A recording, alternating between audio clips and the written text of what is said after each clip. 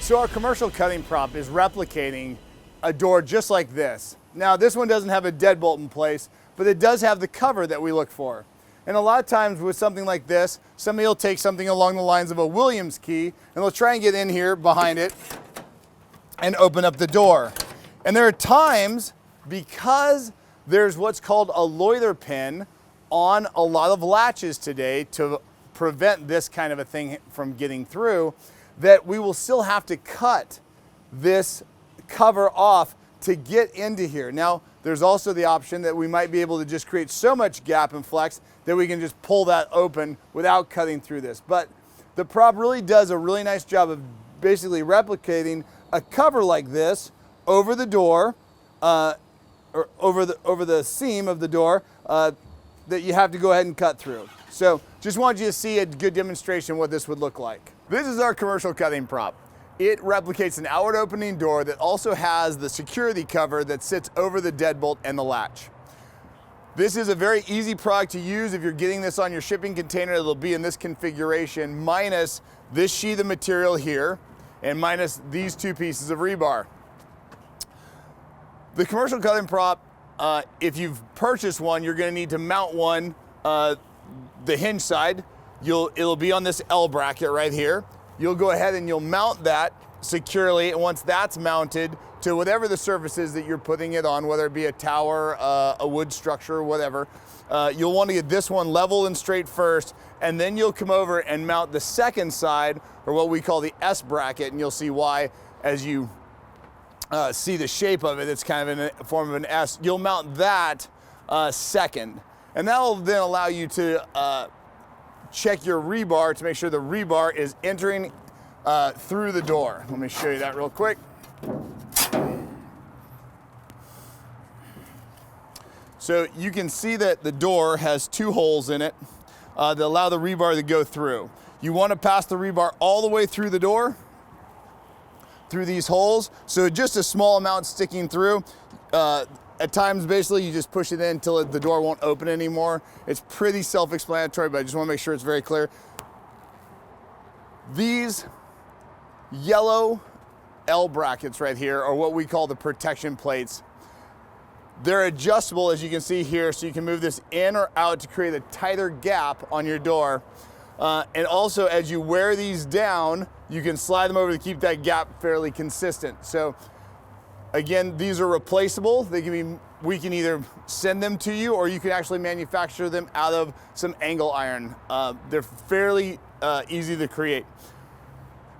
Once you have everything lined up, the next thing you're gonna do is load your commercial cutting door.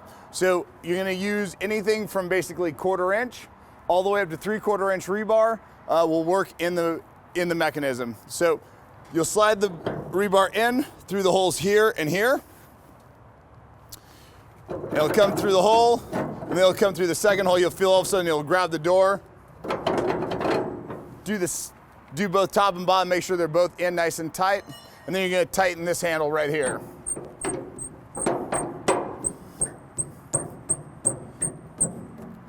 That handle will actually clamp both pieces of rebar in place and hold your door nice and shut.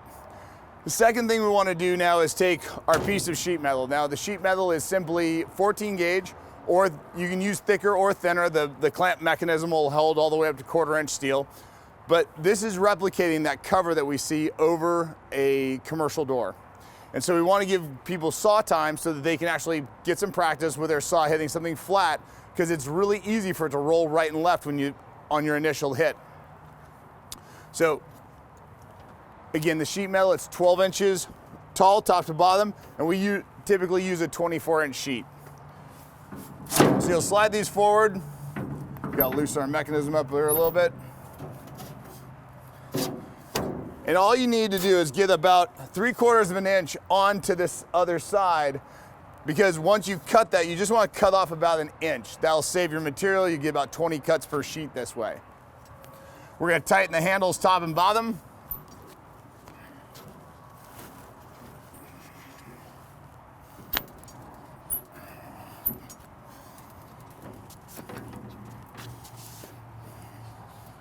All right, now the prop's ready to cut. So what you're gonna see me do now is I'm gonna actually cut this out of the way completely first. The reason I do that is because when I'm addressing a commercial door and I've got a saw and I'm gonna go ahead and go after the deadbolt and the latch and I have one of those covers, part of me wants to make sure that the deadbolt's actually been thrown. So if I just plunge the saw all the way in before, or assuming that that deadbolt's in place, I may be wrong and I may just be dropping the saw in and making the saw do a lot more work. By practicing cutting off this cover first, I then can look in there and see how much more I've got to go through. Do I have to address both the deadbolt and the latch, or just the latch?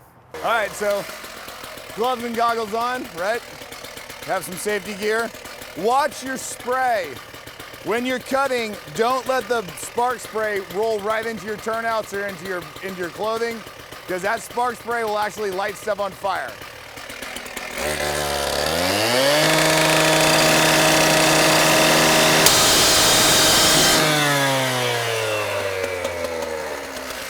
Okay, I've made my initial cut. And now I can look in here and I see I do have a deadbolt, I do have a latch, so I'm gonna have to go after both of them. So now I'm gonna address my deadbolt, and then as soon as I address the deadbolt, you'll just see the saw drop right onto the latch.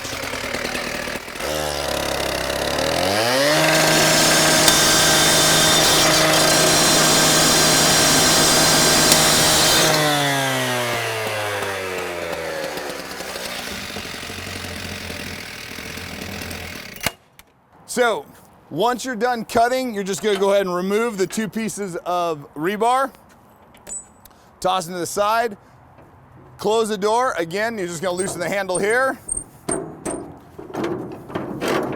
reset our door, tighten that back up.